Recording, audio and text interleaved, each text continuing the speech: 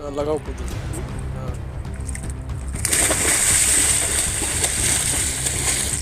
गैरा आहे.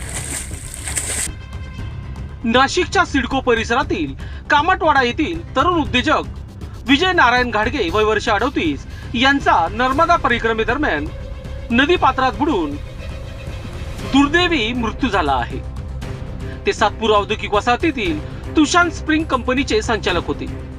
परिक्रमा पूर्ण केल्यानंतर ते वडोदरा जिल्ह्यातील शिनोर तालुक्यात नर्मदा नदी किनारी असलेल्या बद्रिक आश्रमात वास्तव्यात होते. शुक्रवार दिनांक 13 फेब्रुवारी रोजी स्नान करताना पाण्याच्या खोलीचा अंदाज न आल्याने ते पाण्यात बुडाले. 2 दिवसाच्या शोधानंतर महाशिवरात्रीच्या दिवशी त्यांचा मृतदेह सापडला. विजय घाडगे यांच्या पश्चात पत्नी, मुलगा, मुलगी, आई वडील आणि भाऊ असा परिवार आहे. त्यांच्या अकाली निधनाने सिडको व सातपूर औद्योगिक परिसरात हळहळ व्यक्त होत आहे.